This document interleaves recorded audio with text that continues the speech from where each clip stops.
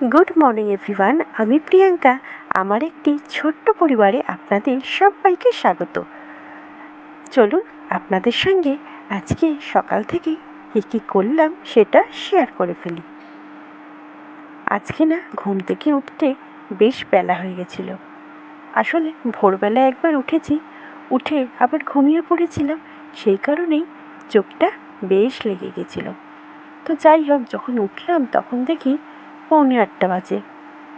তাড়াতাড়ি করে উঠেই আগে স্নান সেরে নিয়েছি। স্নানটা সেরে নিয়েই চলে গেছিলাম ছাদে। কালকে যে প্রচুর জামা কাপড় কেচেছিলাম সেগুলি বেশ ভিজেছিল।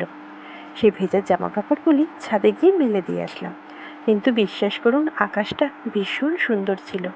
কিন্তু ওই যে বললাম, ঘুম থেকে উঠতে দেরি হয়ে গেছে, সেই কারণে একটুকু ছাদ থেকে ফিটিয়ে তুলতে পারিনি।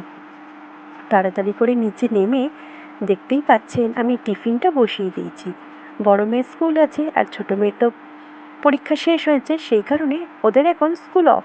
12 তারিখ থেকে ওদের স্কুল চালু হয়ে যাবে, অন্য ক্লাসের পরীক্ষা চলছে তাই জন্য আর কি। তো বড় মেয়ের পরীক্ষা যেহেতু পিছিয়ে গেছে বিশেষ কারণে, সেটা কি এখনও পর্যন্ত বলেনি স্কুল থেকে, ওদের 20 তারিখ থেকে পরীক্ষা চালু হবে। তো সেই কারণে আমি এখন টিফিনটা বসিয়ে ফেললাম, আর আপনাদের সঙ্গে গল্প করতে করতে দেখুন টিফিনটা আমার হয়েও গেছে। এখন আমি টিফিনটা মেয়ের বক্সে দিয়ে দিচ্ছি, আর ছোটো মেয়ে আর ওর দাদুকে খেতেও দিয়ে দেবো।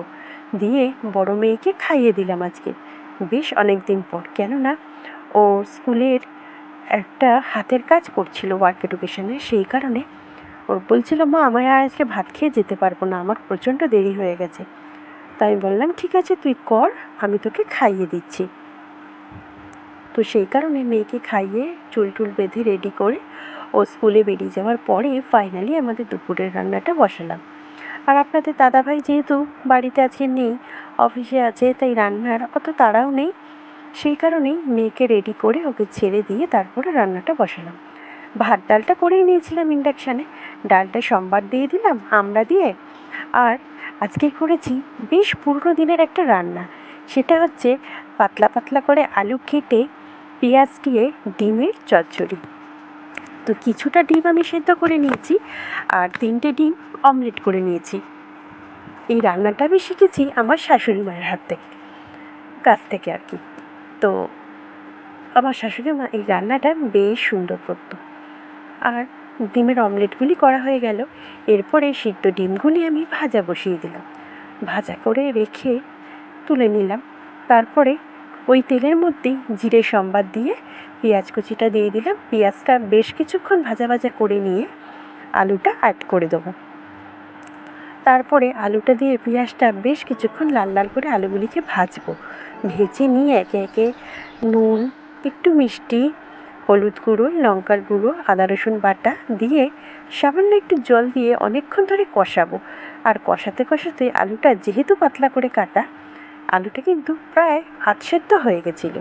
তারপরে অল্প একটু জল দিয়ে সিদ্ধ ডিমগুলি যে ভেজে রেখেছিলাম সেই ভেজে রাখা ডিম আর ডিমের অমলেট দিয়ে দিলাম। একদম ঝোলটা শুকনো হয়ে যাবে, তারপরে গরম মশলা দিয়ে নামিয়ে ফেলবো। এই রান্নাটা আমি এর আগে কখনো খাইনি, এই ফার্স্ট টাইম বিয়ের পরেই খেয়েছিলাম। তারপর থেকে আমিও করি মাঝে মাঝে, আপনারা চাইলে একবার টেস্ট করতে পারেন। আমরা তো সবসময় ডিমের ঝাল, ডিমের কালিয়া, ডিমের ঝোল এসব খেয়েইছি, কিন্তু ডিম দিয়ে আলু দিয়ে এইরকমভাবে চচ্চড়ি কি আপনারা খেয়েছেন? না খেলে একবার খেয়ে দেখবেন, আপনাদের অবশ্যই ভালো লাগবে। আর আজ কদিন ধরেই বেশ পরিশ্রম যাচ্ছে, ওই যে বাড়ির কাজবাজ চলছে। আর পরিশ্রমই কিন্তু সফলতার মেন চাবিকাঠি। আপনারা বা আমি যে যত বেশি পরিশ্রম করব তত বেশি সফলতার কাছে পৌঁছে যাব। তো ওই যে বলেছিলাম প্রচুর জামা কাপড় কালকে কেচেছি, সেগুলি ছাদ থেকে নিয়ে এসে সুন্দর করে গুছিয়ে